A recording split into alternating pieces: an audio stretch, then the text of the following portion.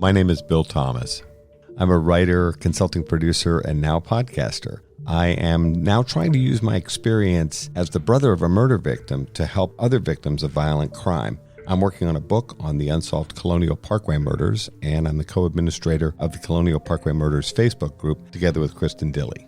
My name is Kristin Dilley. I'm a writer, a researcher, a teacher, and a victims advocate, as well as the social media manager and co-administrator for the Colonial Parkway Murders Facebook page with my partner in crime, Bill Thomas.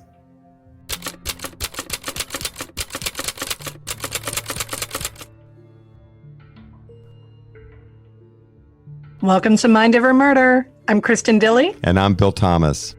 And we're continuing our saga of Fred Atwell, con man extraordinaire. Is that a compliment? I'm not sure if Fred would take it that way, but I think we've established based on our last episode that con man's kind of an on-the-nose descriptor there. It is, and as I said before, once a con man, always a con man. So in our last episode, we talked about Fred Atwell's con man proclivities. We talked about his attempt to extort, possibly, money from the families with the location of Keith Call and Cassandra Haley's remains. And then we talked about the Colonial Parkway Murders Victims Fund car raffle with a car that didn't actually exist. So to follow that up, the family sat down with Ron Montgomery, who is actually Major Ron Montgomery. He's the number 2 person in the York-Poquoson County Sheriff's Department. He's super good dude. Yeah, he's been incredibly helpful to the families over the years. He's been incredibly helpful to me and is one of the last law enforcement officers still on active duty who was there the night that Honda, my sister's car, was pulled up onto the embankment. And so he's able to offer an insight into this case that's been incredibly beneficial for all of us. The family sat down with Ron Montgomery and explained the situation, and Montgomery and his team of investigators began an investigation and determined that a fraud had been committed.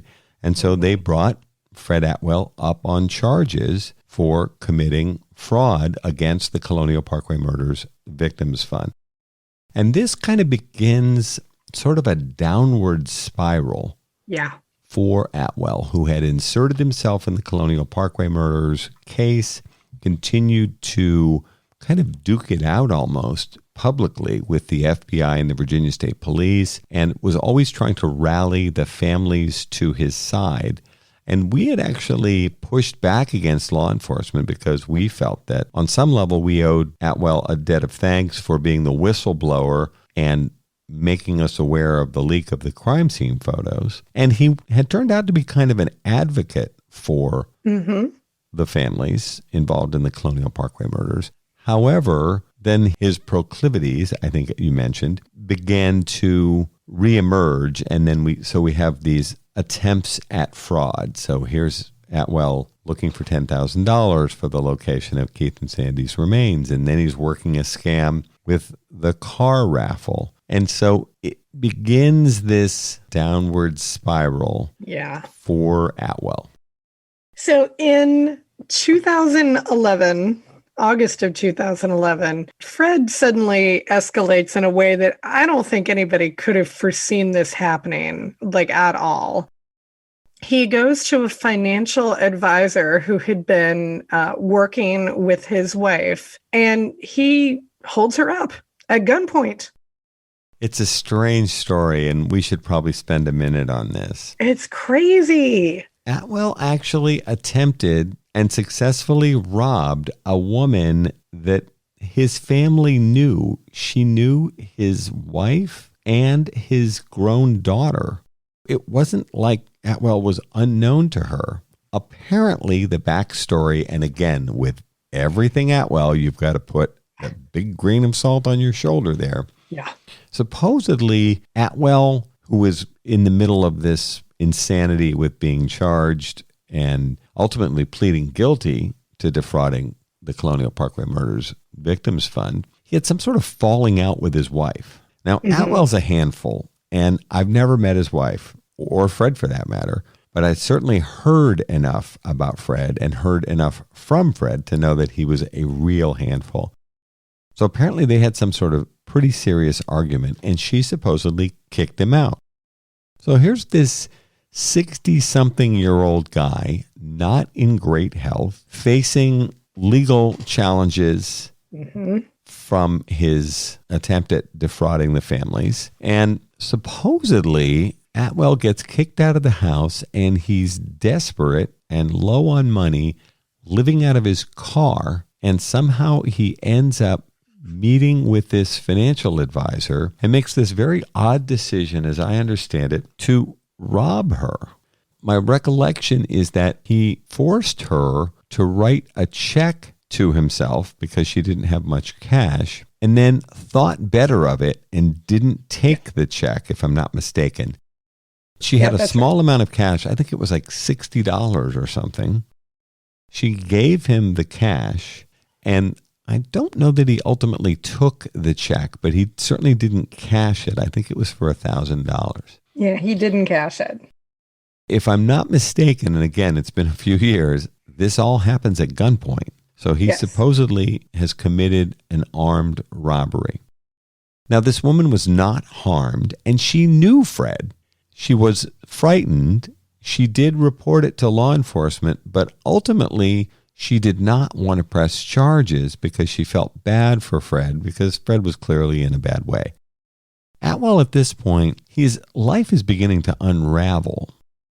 Supposedly then, Atwell reached out to a suicide hotline and made some phone calls and talked to some folks on a suicide hotline about committing suicide by cop. In other words, the idea is you confront law enforcement and force them to shoot you. The whole thing just gets more and more bizarre. He's on the run, basically. Yeah, he actually goes to Georgia. So now he's crossed state lines, and it even, apparently he was living out in the wild for a while, as a homeless person, effectively. Not a great circumstance for anybody to be in, but certainly not someone who's facing legal difficulties and marriage difficulties and everything else. And ultimately, as you said, he did call a suicide hotline and say, I'd like to be shot to death, please, by the police. Like, this is something that I want. It's very sad. I mean, I've got plenty of things to be critical of Fred Atwell about, but I think he was really kind of breaking down mentally.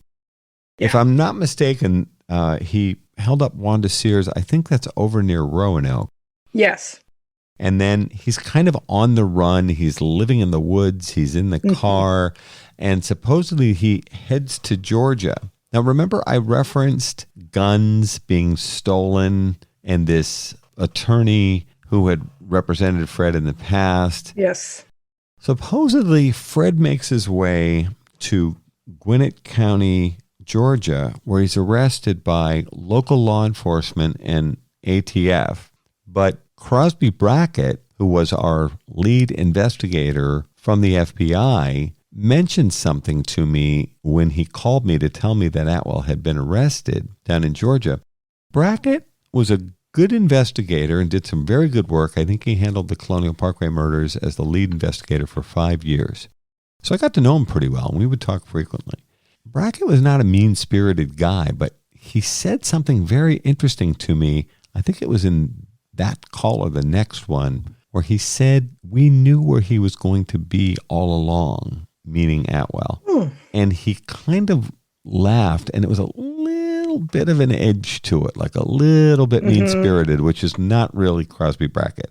Now, Crosby was a smart guy, a very good investigator, and I'm sure he could take care of himself, but he never struck me as somebody who was mean-spirited.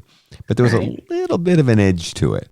But remember, there was a lot of history with the FBI and Atwell, and a lot of hard feelings on both sides, and they certainly disliked him intensely at FBI, Newport News, and Norfolk. So I think they were very happy to have him behind bars. But there was something very odd about, he said, we knew where he was going to be all along. So I didn't know if that meant they were tracking his movements or had a beeper in his car or what it meant. But when he was arrested, And remember, we talked about this earlier in last episode. The FBI kind of prefers to stay behind the scenes. Mm-hmm. Now, it sure sounded like there were FBI agents on site when they arrested Atwell down in Georgia. And he was arrested by ATF and local law enforcement for gun charges. And I never saw all the particulars, but I couldn't help but wonder, these guns that Fred kept talking about over and over and over again with me,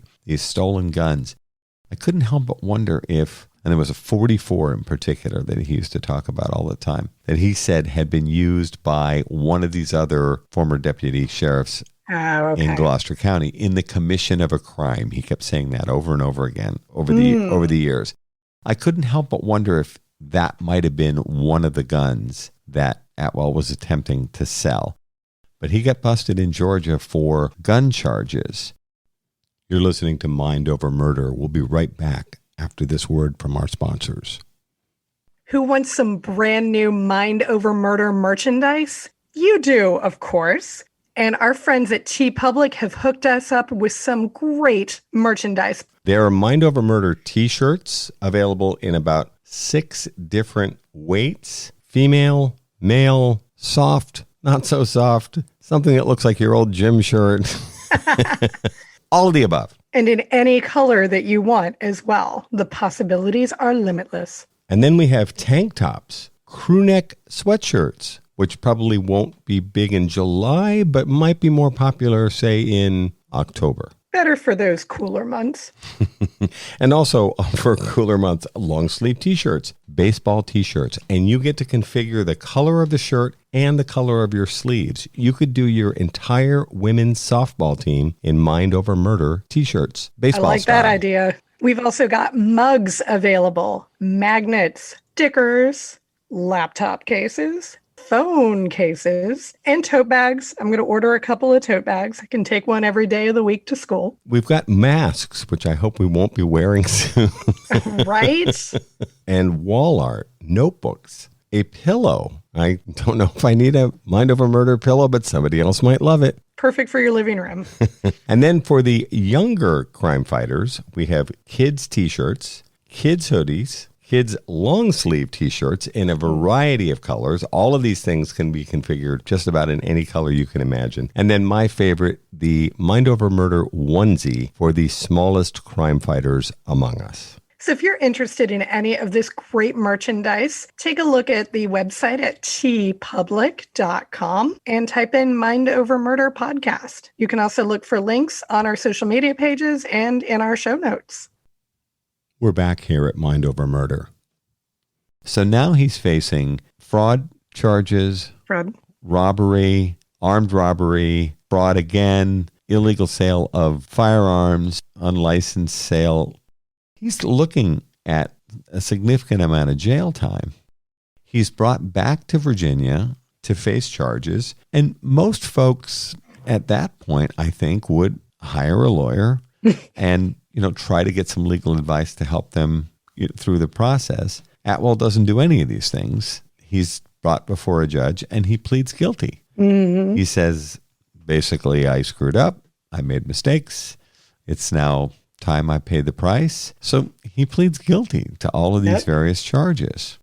So he ends up with 10 years for the armed robbery. York County added some more on for those fraud charges related to the victims fund. And Fred ends up going to prison. And I know that a number of times you and I discussed how, I don't think I want to say fun, but I will say interesting and instructive it would have been to go visit Fred in prison and actually get him to spill, all right, what do you know and how much do you know? And can you please come clean for once in your life and tell us what is the skinny on all of this? Unfortunately, though, we were not able to make that happen. And Fred Atwell did die in prison at the MCV Prison Hospital in 2018. Now, I mentioned this before. At 2 different points, I was considering trying to fit into my very busy personal and professional schedule trips back to Virginia. And actually, Blaine Pardo and I had talked about perhaps making a trip out to Western Virginia, where Atwell was initially incarcerated after this guilty charge. Yeah. And something fascinating happened twice.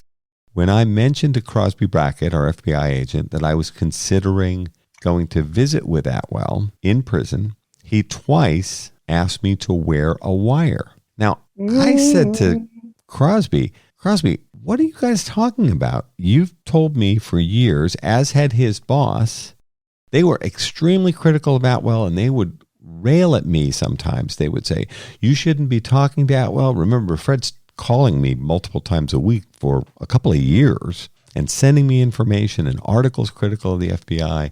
And the FBI would be pushing back with me behind the scenes saying, you shouldn't be listening to him. The family shouldn't be listening to him. He's a liar. He's a con man. He's a cheat. Stop talking to him. He's filling your head full of lies and untruths, the whole thing.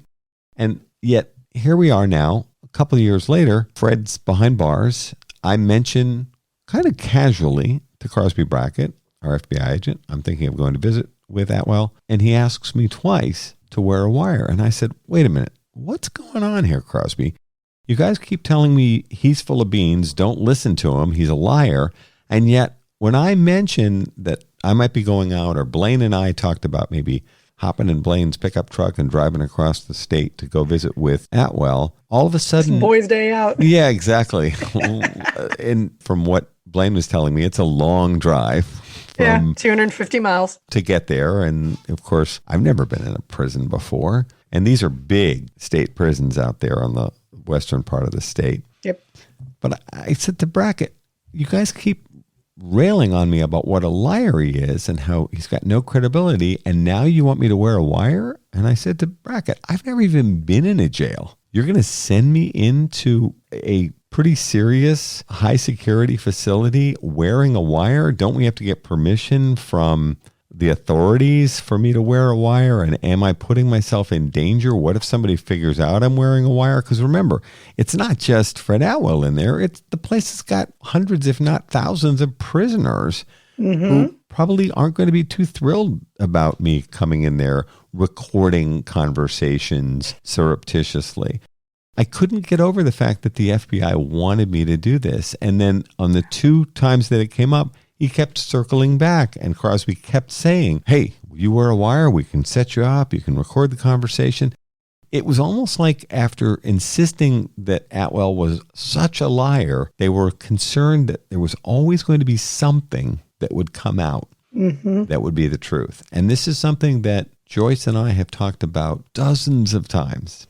We've both said that there was always this embellishment. There's always this BS with Fred. Man, that guy could spin a yarn. There was a lot of self-aggrandizement, and, he was always making himself out to be the hero and blah, blah, blah, blah, blah. And you could make the case that he did that even in the crime scene photos. Remember, he's supposed to be the one that's responding in this righteous way about the crime scene photos and how outrageous they are.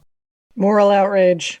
Yeah, exactly. And always playing to the crowd. In this case, it's Bill Thomas, it's Chris Call, it's Joyce Call, it's the Phelps family, the Lauer family, all of us, attempting to enlist us to his side of things.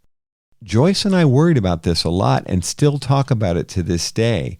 We always thought there was a kernel of truth to these different stories that he would be telling. And as you said in the last episode, Kristin, we wanted to have that conversation with him where we said, Fred, you're a 60-something-year-old man, not in very good health, facing at least 10 years in prison.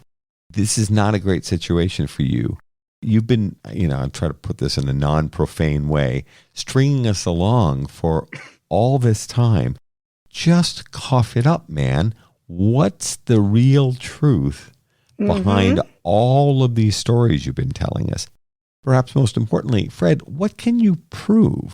Are these stolen guns real? Do you really have these guns somewhere? Does your buddy from the ATF, and again, you don't even know if these people are real or these stories are real. Does your buddy from the ATF really have information that would tie these people into unsolved cases, the Colonial Parkway murders and others? Joyce and I talked about going out there to see him in prison. One of my regrets about this case is that, as we talked about last time, I never met Fred in person, not once. I talked to this guy more times than I care to count, and I always wanted to just sit down with him and say, Fred, what is going on here? Can we please get down to the truth?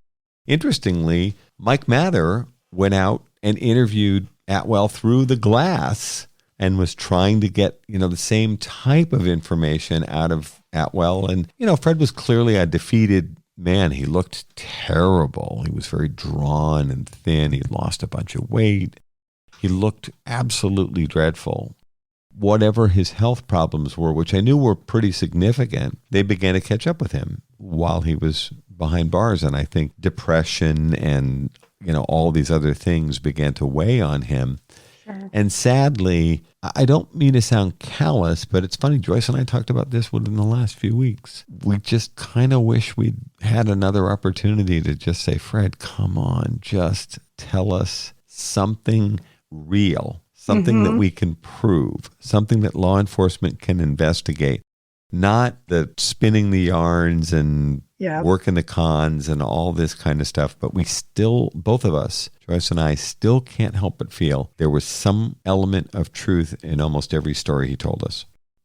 You're listening to Mind Over Murder. We'll be right back after this word from our sponsors. Many of you know that Othram is leading the way in DNA testing, helping law enforcement solve missing persons, homicides, and sexual assault cases across the United States and Canada using forensic-grade DNA tests. You can help this important cause by contributing funds and your DNA profile to Othram's free site, DNAsolves.com. The process is easy and confidential. Just 2 simple steps. Now DNA Solves has added another new feature, DNA Solves Connect, which will allow you to upload your DNA profile to help law enforcement, even if you've never used one of the commercial genealogy sites. If you're looking for a missing family member or have lost touch with someone, DNA Solves Connect is an incredible option at only $14.95. Upload your DNA profile to DNAsolves.com. Join Mind Over Murder as we help families find answers with Othram and DNAsolves.com.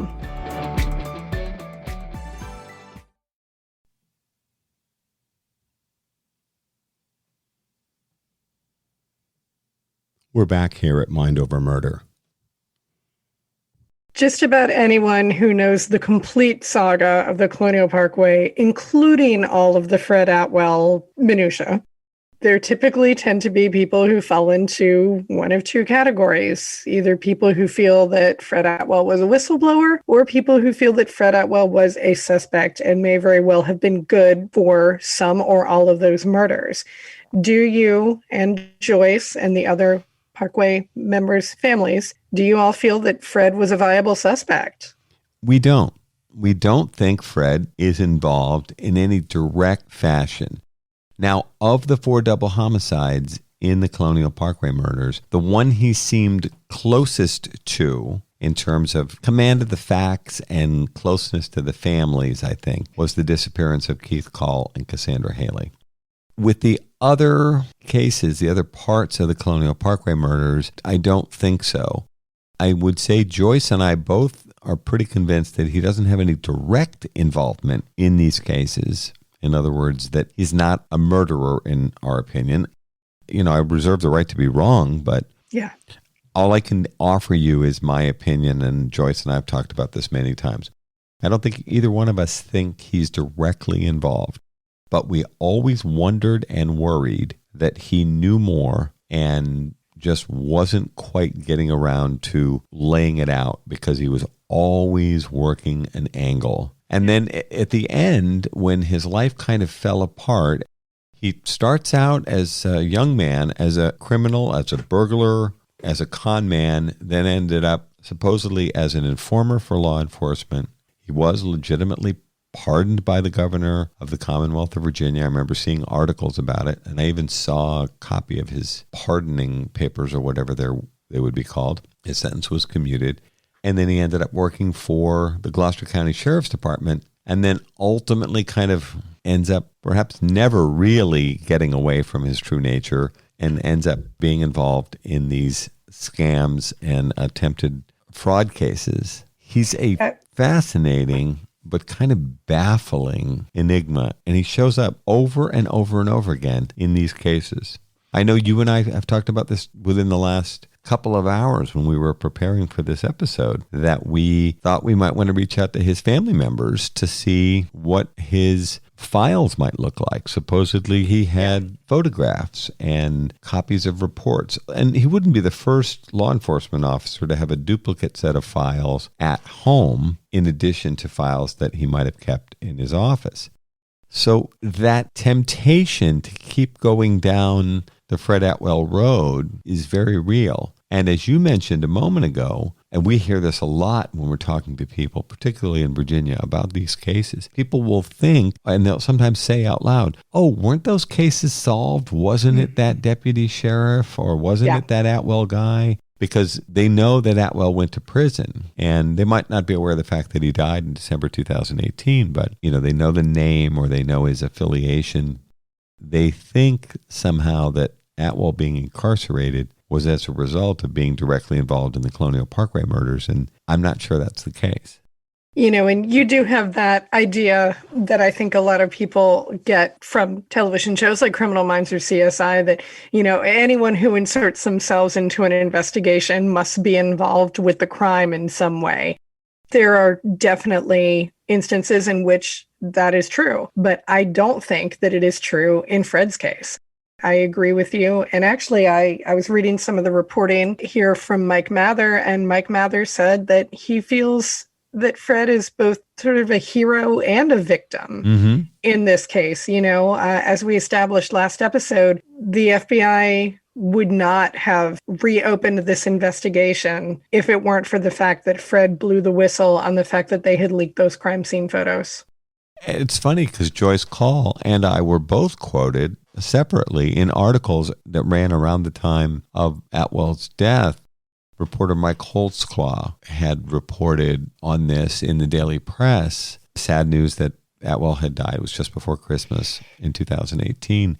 He interviewed both of us separately, Joyce and myself, and we both had very similar things to say about how we actually feel that we owe Fred Atwell a debt of gratitude, because I don't think this modern era of the Colonial Parkway murders would have happened. In other words, you and I wouldn't be having this conversation with thousands of people around the world about this case if it weren't for Fred Atwell.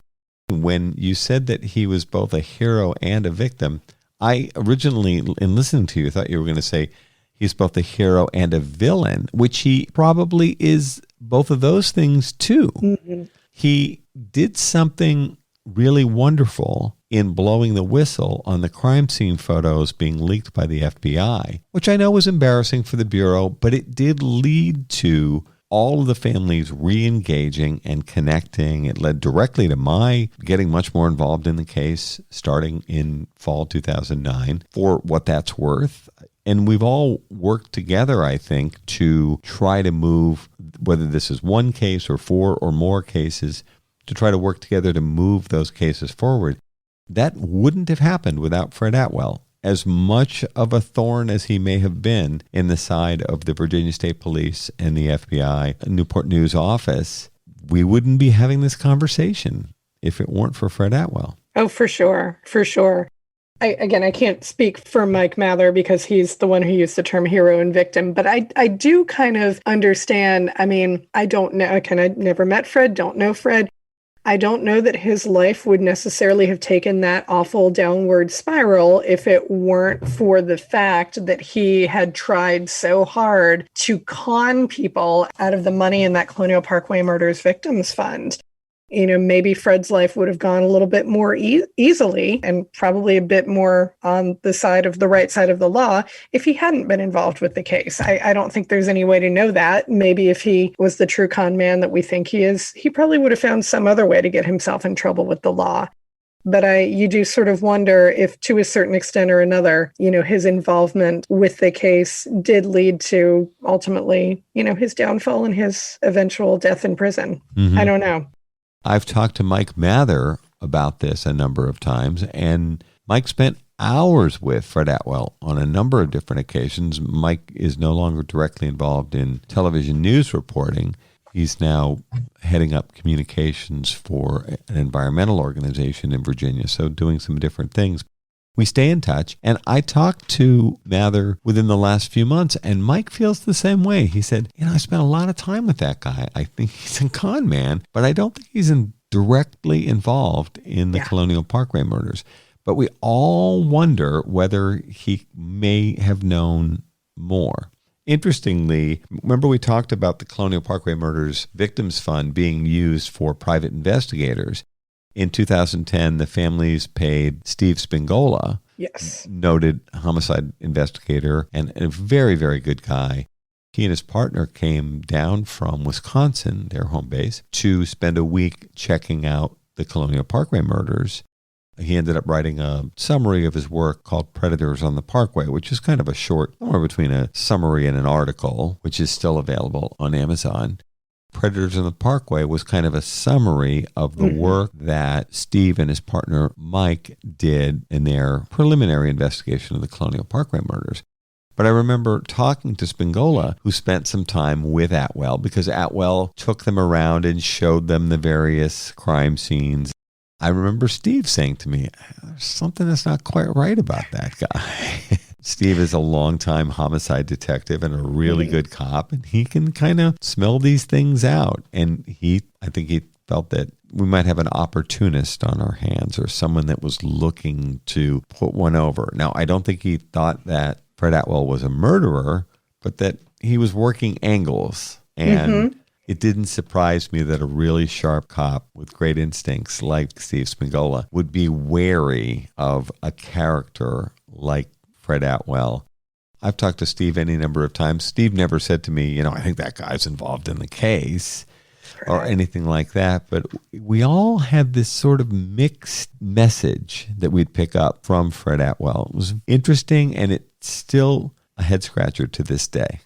For sure. One of the many, many enigmas involved in this case. Well, that's going to do it for our coverage of Fred Atwell, resident conman, gadfly, huckster, shyster, whatever you want to call it. But we do owe Fred a debt of thanks for ostensibly opening up this new era of Colonial Parkway Murders investigation. So ultimately, Fred, we do thank you very much for that. That's going to do it for this episode of Mind Over Murder. We'll see you next time.